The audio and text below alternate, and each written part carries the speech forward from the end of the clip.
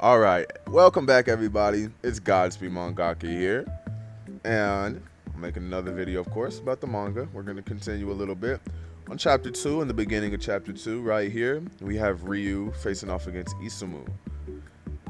Everybody knows who Isamu is. Number one god prodigy, and he's not too kind to hybrids of the human and god kind, which our protagonist is, of course. And I want to show you guys, like, look how inexperienced Ryu looks in this fight. A typical block is not with your hands out, okay? Literally, you can tell off rip he's not used to, like, tactical combat. If you see somebody throwing projectile icicles at you, right?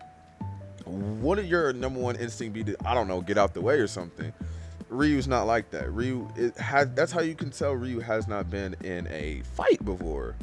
Or at least not to this magnitude. He literally just holds his hand out and lets his hand get frozen.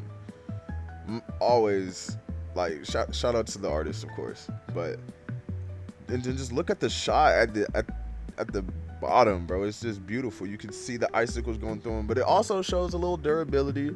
You see the icicles cutting him and everything, and he's not even worried about the pain. That's the thing about Ryu. He's not worried about the pain or anything. He's just like, no, I can't lose, or else my legacy will be tarnished. He's thinking about his father. He's thinking about his last name. He's thinking about all of that, which most people do whenever they're in a fight.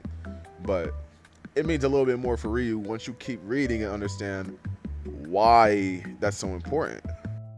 Another thing you guys may have missed in chapter 2, for the ones that have read it, and if you haven't, well, this is just 2 panels, you should probably read the whole thing. But look at Isamu here.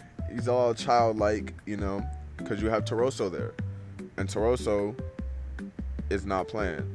And I don't know if y'all peeped it or not, and if you have read chapter 2, but Toroso does have fire. He does have flames as his ability. Instead of using it to attack, though, he uses it to restore the buildings, everything that was damaged by Isamu and Ryu during their fight. It's called restoration. Now, that shows the ability of fire. Like, it's not just used in my universe as a means for fighting or destruction. You can use it for other things as well, especially healing or restoring things. So it's a little sneak peek at future abilities that our protagonist may have, right? And lastly, I just want to touch on the immersion. Just look at the immersion of all of this. I wish I could have showed the full panel of all of these, but I probably need to crop it or something. But look, you got like the news channel, the news anchor, and the helicopter, because they're flying, they're going through the air so quick and so fast, like you can't really see them. You're just seeing all the destruction. You're seeing the buildings break and everything. Again, if you have not read chapter 2, go read chapter 2. It's really good. But you have Kiyomi doing something in the alley, I don't know what or whatever. I'm not going to say too much on that. But they're just like, hey, are you not peeping what's going on? Like, the whole weather's changed. Buildings are getting destroyed, and Kiyomi's simply just like, it's probably just Isamu on one of his rages, not knowing that her best friend is literally fighting for his life, and he's losing that fight right now. Then you have the green-eyed kid with glasses, Akura. I'm saying his name, I don't care.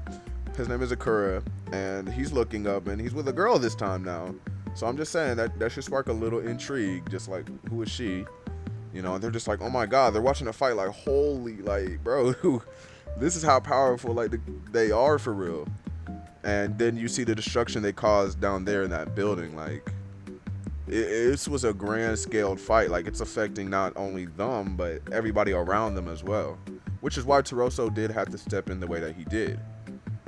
But yeah, that's like one of my chapters analysis. I might do chapter 1 next, and I keep breaking down little bits and pieces. Yeah, I think I'll do that too.